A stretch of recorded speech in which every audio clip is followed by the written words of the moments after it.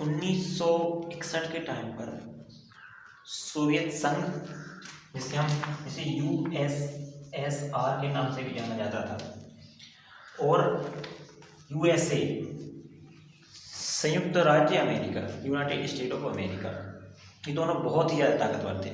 ये दोनों इतनी ज़्यादा ताकतवर थे कि अगर इनके बीच में इतनी सी भी अनबन होती थी तो पूरी दुनिया की टेंशन बढ़ जाती थी।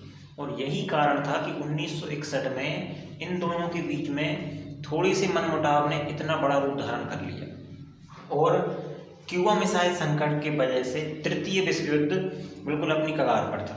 हुआ क्या कि 1961-62 के टाइम पर अमेरिकी पनडुब्बी रूस के समुद्री क्षेत्र में गश्त लगा रही थी और वहाँ वो जाकर एक चट्टान से टकरा गई। हालांकि वो जानबूझकर नहीं किया गया था, लेकिन जब हुआ तो एक विस्फोट हुआ और रूस को उसके बाद पता चला कि यहाँ पर अमेरिका की पनडुब्बियाँ हैं। उसके साथ ही अमेरिका, ये तुर्की जो देश है, यहाँ को देख रहा है तुर्की देश, इस देश में अमेरिका ने अपने सैन्य अड्डे बनाए थे, बिल्कुल सोवियत संघ की बिल्कुल ही सीमा पर, बिल्कुल देखो बिल्कुल पास में है। तो इतनी पास में जाकर जब अमेरिका बैठा सोवियत संघ के, तो सोवियत संघ बहुत ज़्यादा ताकतवर था, तो उसने क्यूबा नाम का जो देश है अमेरिका का पड़ोसी, क्यूबा देश में जाकर उन्होंने अपने सैन्य अड्डे बना लिए। और जब ये घटना जब घटी परमाणु मिसाइल वाली, तो रूस ने भी अपनी परमाणु मिसाइलें क्यूबाई क्षेत्र में जाकर तैनात कर दी। इस जगह पर अमेरिका की, रूस की परमाणु मिसाइलें तैनात थी।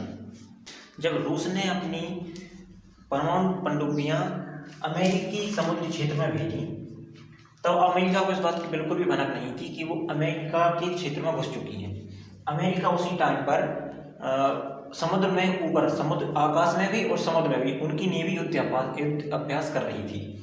तो उन्होंने डीप चार्जर होता है, एक डीप चार्जर के द्वारा पनडुब्बी को मार कर गिराया जाता है।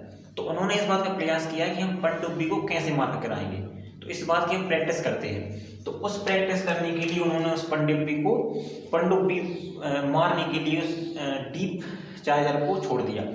अब रूस को ऐसा लगा कि इनको ये पता चल चुका है कि हम यहाँ पर हैं और उन्होंने हम पर हमला किया है। इसलिए सोवियत संघ के जो प्रमुख थे निकिता क्रुश्चेव, उन्होंने आदेश दे दिया कि आप हमला कर दीजिए। अब देखिए, परमाणु हथियार छोटी मोटी कोई चीज़ तो है नहीं, उसको चलाने के लिए आपको बहुत ही सावधानी बरतनी पड़ती है, बहुत से लोगों से आदेश लेना पड़ता है। उस सब के बाद भी जो परमाणु बम होता है, उसमें जो परमाणु बम खोलने के लिए 2 लोगों की जरूरत पड़ती है। ऐसा नहीं है कोई एक आदमी जाकर चला सकता है। जैसे एटीएम में होता है, एटीएम मशीन के अंदर एटीएम खोलने के लिए 2 लोगों की जरूरत पड़ती है, वैसा ही यहाँ पर है। तो परमाणु को खोलने के लिए 2 लोगों की जरूरत पड़ती है, लेकिन उसमें से सिर्फ एक ने ही आदेश दिया कि चलो परमाणु चला दो, लेकिन एक ने कहा कि नहीं, बहुत ज़्यादा तबाही हो जाएगी, इसलिए परमाणु हथियार का उपयोग हम नहीं करेंगे। और यही कारण था कि रूस यहाँ तक पहुँचने के बाद भी परमाणु हथियार का उपयोग उन्होंने नहीं किया। यहाँ पर जापान आपको दिख रहा है, अमेरिका ने इस तरफ से भी दबाव बनाया था, क्योंकि जापान और अमेरिका का समझौता था कि जापानी रक्षा हमेशा अमेरिका करेगा। तो जापान पर, यहाँ पर अमेरिका का पहरा था, यहाँ तुर्की में भी अमेरिका था, और यहाँ पर बैठा हुआ था रूस क्यूबा में। तो इतनी बड़ी संकट की स्थिति पूरी दुनिया के लिए। और 1962 के टाइम पर तृतीय विश्व युद्ध बिल्कुल अपने मुहाने पर खड़ा हुआ था। अमेरिका ने जब फोटो लिया विमान के द्वारा, तो उन्हें पता चला था कि रूस की मिसाइलें क्यूबा के अंदर रखी हुई हैं, सिर्फ पनडुब्बियाँ ही नहीं हैं, मिसाइलें भी रखी हुई हैं। और तब जाकर अमेरिका ने डिसाइड किया कि अब हम नहीं रुक सकते, हमें भी परमाणु हमला करना पड़ेगा।